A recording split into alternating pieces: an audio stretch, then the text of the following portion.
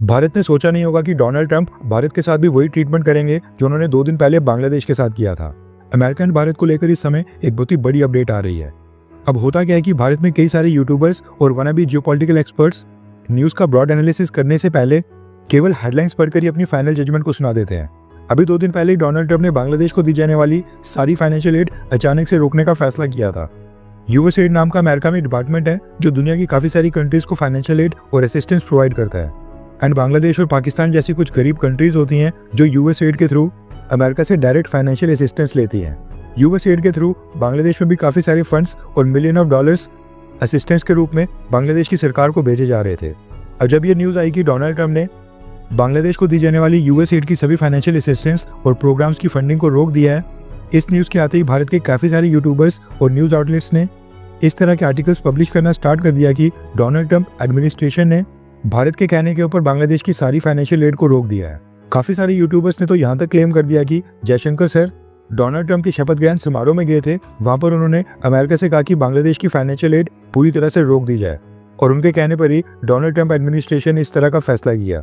लेकिन अब न्यूज़ निकल कर आ रही है कि ऐसा बिल्कुल नहीं हुआ है और डोनाल्ड ट्रंप ने भारत के प्रेशर में आकर कोई फैसला नहीं लिया था, क्योंकि उन्होंने उल्टा भारत के ऊपर भी कुछ ऐसा ही एक्शन लिया है।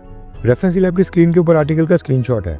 दरअसल अमेरिका से न्यूज़ निकल कर आ रही है कि जिस तरह से डोनाल्ड ट्रंप ने बांग्लादेश को दी जाने वाली फाइनेंशियल एड अचानक से रोक दी थी, सेम उसी तरह से भारत को दी जाने वाली फाइनेंशियल असिस्टेंस भी ट्रंप एडमिनिस्ट्रेशन ने रोक दी है।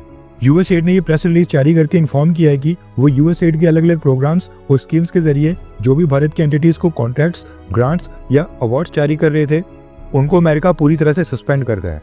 यानी कि अमेरिका भारत को कोई भी फाइनेंशियल असिस्टेंस नहीं देगा। अब अमेरिका के इस कदम से 2 पॉइंट्स यहाँ पर साफ होते हैं।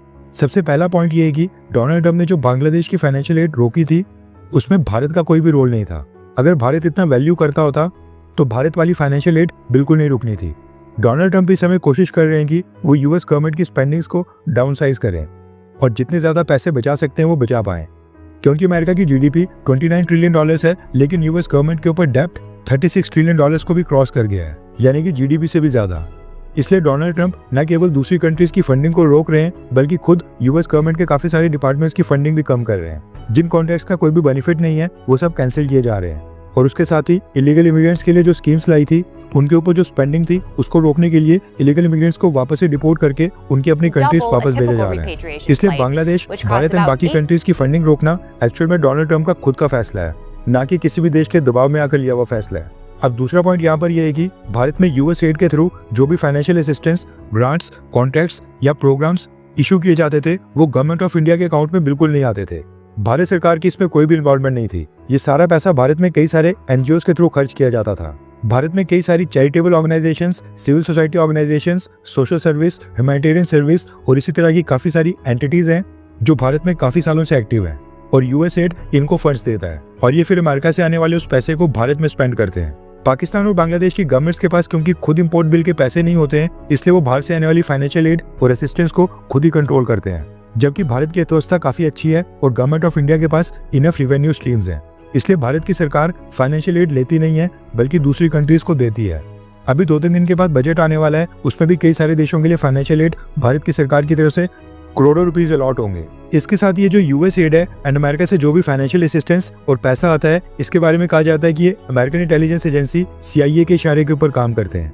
सीआईए दूसरी कंट्रीज को डिस्टेबलाइज करने के लिए, रेजिम चेंज करने के लिए इस तरह की फंडिंग्स को फ्रंट बनाने के लिए यूज करती है। कुछ आर्टिकल्स में तो ये भी क्लेम किया गया है कि बांग्लादेश में जो रेजिम चेंज हुआ है उसमें भी यूएसएड की बड़ी इन्वॉल्वमेंट थी। इन्होंने भारत में भी रेजिम चेंज करने की कोशिश की, लेकिन ये यहाँ पर फेल साबित हुए। इसलिए डोनाल्ड ट्रंप का भारत को फाइनेंशियल असिस्टेंस रोकना, इससे भारत को एक दिन का कोई फर्क नहीं पड़ेगा। खैर, आपको हमारी वीडियोस कैसी लगती हैं एंड आप इस चैनल के ऊपर दिन में कितनी वीडियोस देखना पसंद करेंगे, नीचे कमेंट करके अपना फीडबैक जरूर दें।